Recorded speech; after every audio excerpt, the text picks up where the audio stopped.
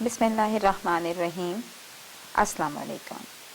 میرا نام محسنہ مختار ہے اور میں آپ کو جگنو اردو سلسلہ پرائمری کی تربیتی ورکشاپ میں خوش آمدید کہتی ہوں۔ جگنو اردو سلسلہ پرائمری 10 کتابوں پر مشتمل ایک پرائمری سلسلہ ہے جو پہلی سے 5ویں تک کی جماعت میں اردو کی تدریس میں مدد دیتا ہے۔ یہ 5 درسی کتابوں اور 5 عملی کتابوں پر مشتمل ہے۔ اس سلسلے کو مرتب کرتے ہوئے جو بنیادی تحقیق کی گئی وہ بچوں سے سروے، اساتذہ سے سروے پر مبنی تھی۔ بچوں سے سروے میں جو معلوم کیا گیا وہ ان کی پسند، ناپسند اور ان کی خواہشات کے بارے میں جانا گیا۔ اساتذہ سے سروے میں ان کی تدریسی مسائل اور ان سے ان کے حل کے لیے تجاویز لی گئیں۔ تیسری جو بنیادی تحقیقات مد نظر رکھی گئی وہ انٹرنیشنل لیول پر بنیادی تحقیق جو ہے اس سے موازنہ تھا۔ تاریخ میں پہلی مرتبہ اردو زبان کی کسی بھی تدریسی کتاب میں 12 اصناف ادب کا تعارف اور مشق دی گئی ہے۔ یہ 12 اصناف ادب یہ ہیں: کہانی، مضمون، خط، ڈائری، نظم، آپ بیتی، رودات، انٹرویو، ڈرامہ اور تحقیقی مقالہ۔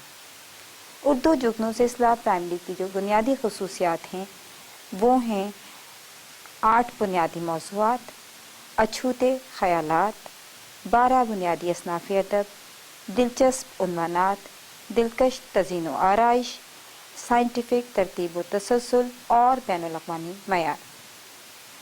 ان تمام باتوں کو مد نظر رکھتے ہوئے یہ کتابیں ترتیب دی گئیں تاکہ بچوں میں اردو زبان کی مہارتیں جلد سے جلد تشکیل پا سکیں۔ سائنٹیفک ترتیب و تسلسل بچے کی ذہنی استعداد کے مطابق ایک مہارت سے دوسری مہارت کا تسلسل مد نظر رکھا گیا۔ ایک تصور سے دوسرے تصور تک، ایک مہارت سے دوسری مہارت تک کے تسلسل کو خاص طور پہ مد نظر رکھا گیا ہے۔ آسان سے مشکل، معلوم سے نامعلوم کے قواعد کی پیروی کی گئی ہے۔ قاعدے سے کتاب تک خلیج کا خاتمہ۔ ان تمام باتوں کی وجہ سے مسلسل کامیابی جب بچہ حاصل کرتا ہے تو اس میں اردو زبان سے محبت کا سلسلہ فروغ پاتا ہے۔ پہلی سے آخر تک کتاب کی تصورات اور مہارتوں میں ایک ربط اور تسلسل رکھا گیا ہے۔ پہلی جماعت میں لسانی تصورات کو بہت زیادہ مد نظر رکھا گیا ہے کیونکہ بچے جب پری پرائمری سے بچے لسانیات اور صوتیات کے ذریعے تعلیم حاصل کرتے ہوئے آئے ہیں تو پہلی جماعت میں ہم لسانی تصورات کو بہت اہمیت دیتے ہیں۔ پہلی جماعت کی جو سرگرمیاں ہیں ان میں سب سے پہلے لسانی تصور، مثلا حمزہ، زیر، زبر، پیش، یہ تمام تصورات کو بچوں کو سمجھایا جاتا ہے، ان کو ان کی مشق کروائی جاتی ہے اور ان کو ان کا تعارف دیا جاتا ہے۔ کلیدی الفاظ بذریعہ سے مرحلہ سبق بچوں کو کروائے جاتے ہیں۔ الفاظ، معنی، جملے، پڑھائی اس کے بعد کروائی جاتی ہے۔ تفہیم زبانی اور لکھائی کے ساتھ کروائی جاتی ہے اور زبان دانی کی کچھ سرگرمیاں ہیں جو ان کو کروائی جاتی ہے اور تخلیقی لکھائی کروائی جاتی ہے۔ جماعت دوم تا پنجم اس میں لسانی تصورات کی مشق کروائی گئی ہے، تعارف آپ کو پہلی جماعت میں کروا دیا جاتا ہے۔ پڑھائی، الفاظ، معنی، تفہیم، مشقی سوالات، زبان دانی اور تخلیقی لکھائی کی سرگرمیوں کو جماعت دوم سے پنجم تک بھی مد نظر رکھا گیا ہے۔ جماعت اول کے جو تصورات ہیں لسانی تصور، ان میں سب سے پہلے جو تصور ہے وہ حمزہ کا تصور ہے۔ حمزہ کا تصور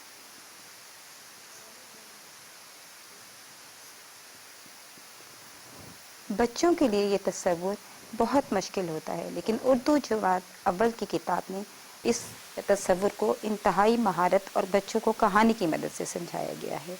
آب بادشاہ کی کہانی تو بچوں نے پری پرائمری میں بھی پڑھی تھی، اسی آب بادشاہ کی کہانی کو آگے بڑھاتے ہوئے بچوں کو سمجھایا گیا ہے۔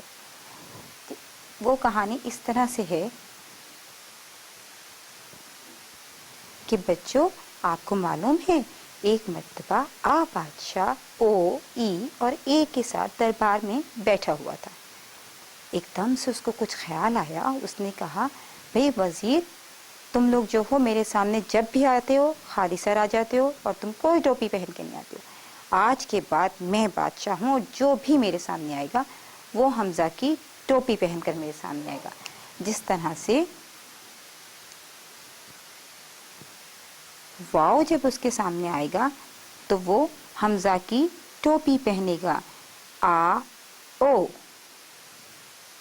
اسی طرح اس نے ای سے کہا کہ ای جب تم میرے سامنے آؤ گی تو حمزہ کی ٹوپی پہن کر آؤ گی، آ ای۔ اور اسی طرح اس نے اے سے کہا کہ اے تم بھی میری وزیر ہو، جب تم میرے سامنے آؤ گی تو حمزہ کی ٹوپی پہنو گی۔ اور یہ بات اس نے بہت سختی سے تمام وزیروں کو سمجھا دی۔ اس طریقے سے وہ حمزہ کی ٹوپی پہن کر بادشاہ کے سامنے آئیں گے۔ حمزہ کا یہ تصور بچوں کو سمجھانے میں یہ کہانی بہت مدد دیتی ہے۔ بچوں کو بہت تیزی کے ساتھ یہ ایک تصور ان کو بالکل کلیئر ہو جاتا ہے کہ الف مد آ کے بعد جب بھی او ای اور اے آئیں گے تو وہ حمزہ کی ٹوپی پہن کر آئیں گے۔ اس کے علاوہ ایک تصور یہ ہے کہ واؤ جو تھا وہ اس کا وزیر تھا۔ وزیر نے کہا کہ بھئی بادشاہ تو شکار کے لیے گیا ہے اور وہ مجھے بادشاہ بنا کر گیا ہے، تو اب میرے سامنے جب بھی ای اور اے آئیں گے وہ حمزہ کی ٹوپی پہنیں گے۔ جیسے وہ جب بھی چھوٹی اس کے سامنے آئے گی تو وہ حمزہ کی ٹوپی پہنے گی۔ او کیونکہ وزیر تھا، وہ بیچارہ بادشاہ کی طرح تاج تو نہیں پہن سکتا تھا، لیکن اس نے کہا بادشاہ کی طرح ای اور اے میرے سامنے آئیں تو حمزہ کی ٹوپی ہی پہن کر آئیں، جیسا کہ بو ای اور بو اے۔ اس طریقے سے حمزہ کا تصور بچوں کو سمجھانے میں بہت آسانی ہوتی ہے، اور بچوں کو یہ معلوم ہو جاتا ہے کہ آ کے بعد جب بھی او ای اور اے آئیں گے تو وہ حمزہ کی ٹوپی پہنیں گے، اور اس کے بعد وزیر جب ہے او، وزیر کے سامنے بھی جب ای اور اے آئیں گے تو وہ دونوں حمزہ کی ٹوپی پہنیں گے۔ حمزہ کے تصور کے بعد جو دوسرا تصور ہے وہ زبر کا تصور ہے۔ زبر کا تصور،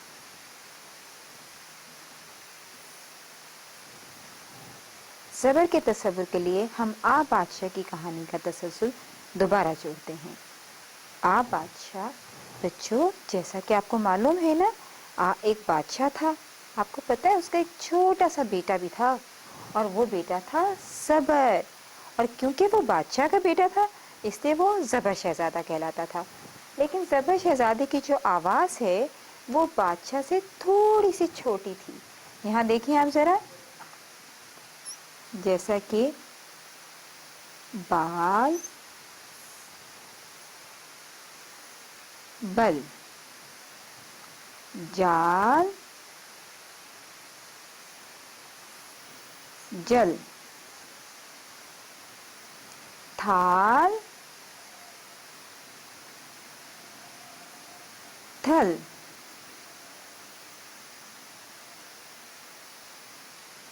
کال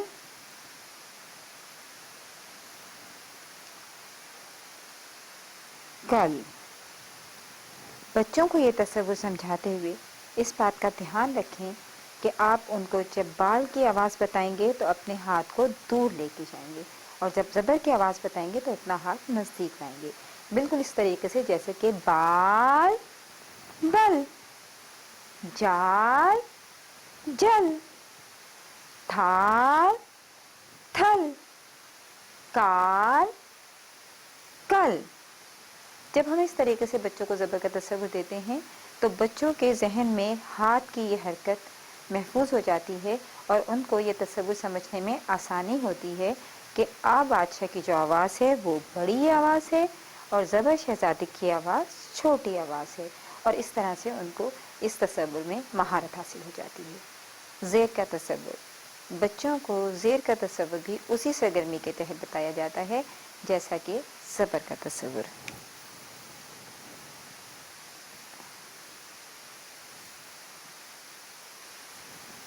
زیر، اچھا بچوں، آپ کو معلوم ہے کہ بادشاہ کا ایک وزیر بھی تھا، اور وہ وزیر تھا ای، تو جو زیر ہے وہ ای کی بیٹی تھی اور وہ وزیر زادی تھی، اور اس کی آواز ای سے تھوڑی سی چھوٹی تھی، جیسا کہ کیل کل۔ मील,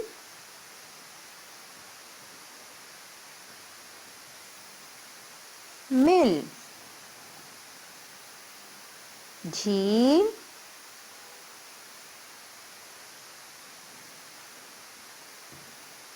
झिल।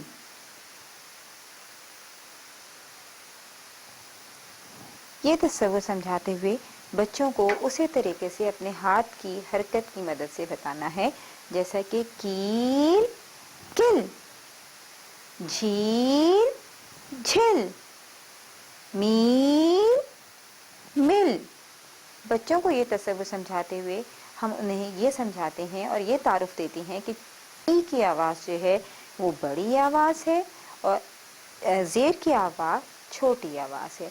ज़ेर एक वज़ीरज़ादी है, ई की बेटी है, इसलिए उसकी आवाज़ थोड़ी सी छोटी है। और बच्चों को कहानी के ज़रिए ये बात बहुत तेज़ी के साथ और बहुत जल्दी समझ में आ जाती है कि ई जो है वो वज़ीर है, इसलिए उसकी आवाज़ बड़ी है, और ज़ेर जो है वो वज़ीरज़ादी है, इसलिए उसकी आवाज़ छोटी है। यही तस्वुर इसी तरीके से हम इस सरगर्मी के तहत तस्वुर देते हुए अब हम अगला तस्वुर जो देते हैं वो पेश का तस्वुर है। पेश।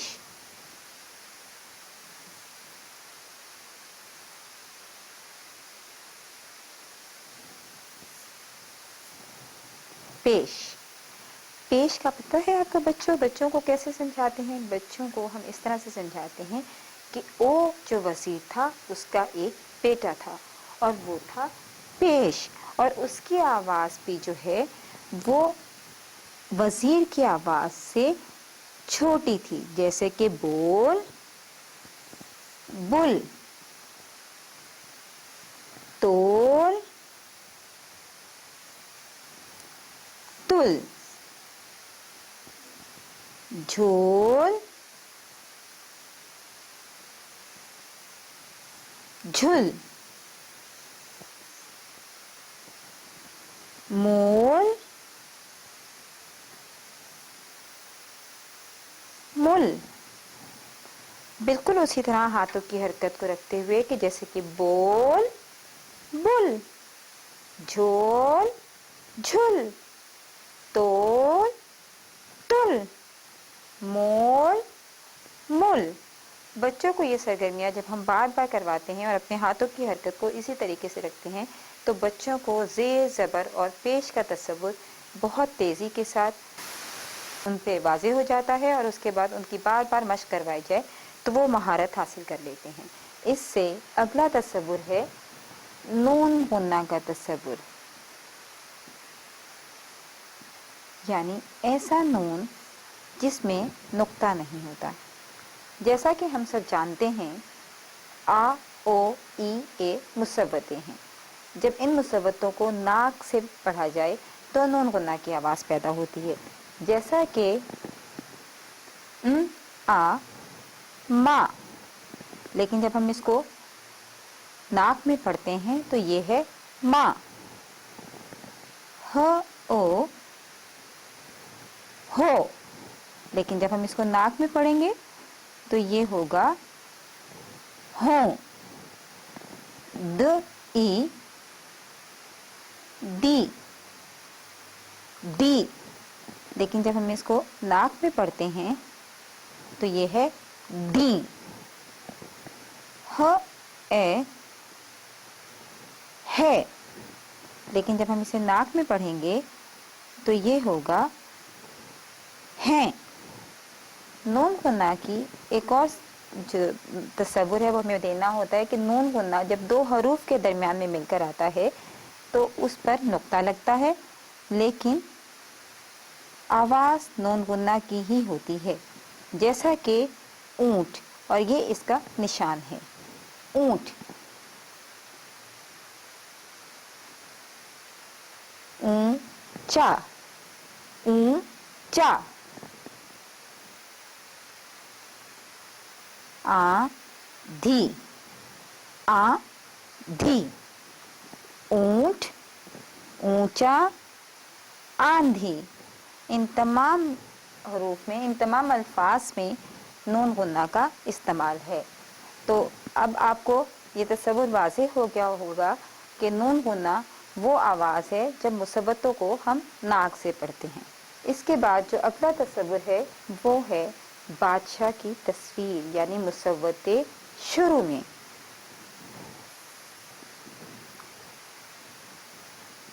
जैसा कि हमने पहले भी देखा कि हम आ ओ ई एक बादशाह के साथ कहानी बच्चों को सुनाते हैं, इसी तरह एक मरतबा तमाम वज़ीरों ने कहा कि बादशाह, जब हम पीछे रह जाते हैं तो हमें कोई पहचानता नहीं है, तो ऐसा कैसे हो कि जब हम दूसरे हुरूफ के साथ मिलें तो लोग हमें पहचान लें, हरूफ हमें पहचान लें कि हम वज़ीर हैं।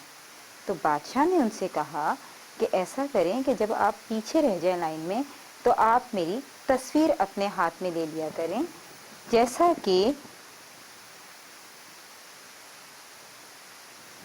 ओट। अब ये ओ जो है ये वज़ीर है, ये पीछे रह गया था, तो उसने बादशाह की तस्वीर अपने हाथ में ले ली और इस तरह से इसको ओट पढ़ा गया और पता चल रहा है कि ये वज़ीर है और इसके पास बादशाह की तस्वीर है। इसी तरह जो दूसरा मुसव्वता है ए, तो जब ये ए लाइन में पीछे रह गया तो उसने बादशाह की तस्वीर अपने हाथ में ले ली और इस तरह से ये एक हो गया। इसी तरह अगर लफ्ज़ है ईमान, ईमान, इसमें मुसव्वता ई जो है वो इस्तेमाल हुआ है और वज़ीर ने अपने बादशाह की तस्वीर हाथ में ले ली है। इस तरह ये तीनों मुसव्वते जो हैं बादशाह की तस्वीर अपने हाथ में उठाए हुए हैं, जिससे ये पता चलता है कि ये तीनों वज़ीर हैं, कोई आम हरूफ नहीं है। ओट, एक और ईमान। इससे बच्चों को ये तस्वुर वाज़ेह होता है कि अलिफ की अगर उसमें आ की आवाज़ नहीं है तो इसका मतलब है कि वो आवाज़ें तो इन्हीं मुसव्वतों की है, जैसे कि ओट, ओ की अपनी आवाज़ ओट है, तो यहाँ बादशाह की तस्वीर मौजूद है, बादशाह खुद मौजूद नहीं है, इसलिए उसकी आवाज़ सुनाई नहीं दे रही और वज़ीरों ने अपने बादशाह की तस्वीर को अपने हाथ में लिया हुआ है। इससे अगला तस्वुर है मुसव्वते बतौर मुसम्मतें। मुसव्वते बतौर मुसम्मतें, जैसा कि हम सबको मालूम है ओ, ई और ए मुसव्वते हैं, लेकिन इसमें ओ जब शुरू में आता है तो ये अपनी आवाज़ यानी कि वरक, वरक पढ़ा जाता है। ये है वारिस, वाहिद, वाक़े। अब इसमें ये वाव बतौर मुसम्मता इस्तेमाल हुआ है और इसके लिए हम बच्चों को एक कहानी ऐसे सुनाते हैं कि एक मर्तबा क्या हुआ कि ओ जो वज़ीर था वो भागा भागा बादशाह के पास आया। उसने कहा बादशाह सलामत, बादशाह सलामत, मैंने अपने बिल्कुल अपनी शक्ल जैसा एक और भी शख्स देखा है। बादशाह ने कहा कहाँ?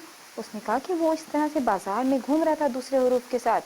तो उन्होंने कहा कि नहीं, वो वज़ीर नहीं है, वज़ीर की आवाज़ तो ओ की थी, तो इसकी शक्ल बिल्कुल वज़ीर के जैसी है, लेकिन ये वज़ीर नहीं है, इसकी आवाज़ ओ नहीं है, ये एक आम हरूफ की तरह है, आम हरूफ जिस तरह से होते हैं उनकी तरह है, इससे इसकी आवाज़ जो है व है, व, जबकि जो वज़ीर वाव है उसकी आवाज़ ओ है। तो ये वज़ीर नहीं है, ये आम हरूफ की तरह, यानी वाव बतौर मुसम्मता इस्तेमाल हो रहा है। तो वाव वरक, वारिस, वाहिद, वाक़े, यानी इसमें इसकी आवाज़ आम मुसम्मतों की तरह व दी गई है। इसी तरह ई, यानी ये ई जो है ये भी बतौर मुसम्मता इस्तेमाल होती है, जहाँ के ये अपनी आवाज़ जो है वो बदल लेती है, ये बतौर मुसम्मता इस्तेमाल होती है, जैसे कि याद। अब याद में बतौर वज़ीर इसकी आवाज़ ई की है, लेकिन यहाँ ये वज़ीर नहीं है, ये आम हरूफ की तरह है और इसकी आवाज़ जो है वो याद है, यानी ये बतौर मुसम्मता इस्तेमाल हो रही है। यकीन, याद, यकीन,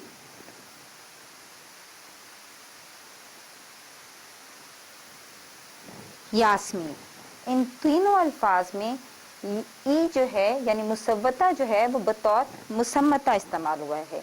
याद, यकीन, यास्मीन, यानी ओ और ई जब बतौर मुसम्मते इस्तेमाल होते हैं तो उनकी आवाज़ें जो हैं वो बदल जाती हैं, जैसे कि आम हरूफ की आवाज़ें होती हैं।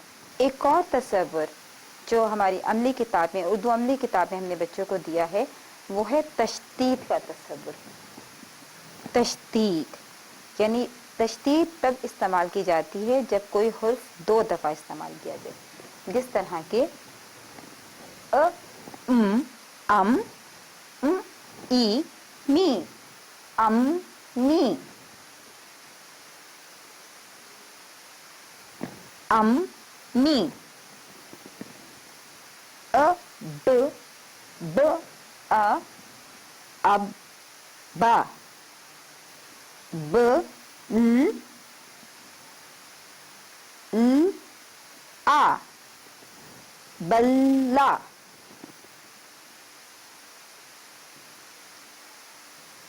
बल्ला। यानी कोई भी हर्फ जब 2 दफ़ा इस्तेमाल होता है तो उस पर तशदीद लगाई जाती है। लेकिन यहाँ देखिए,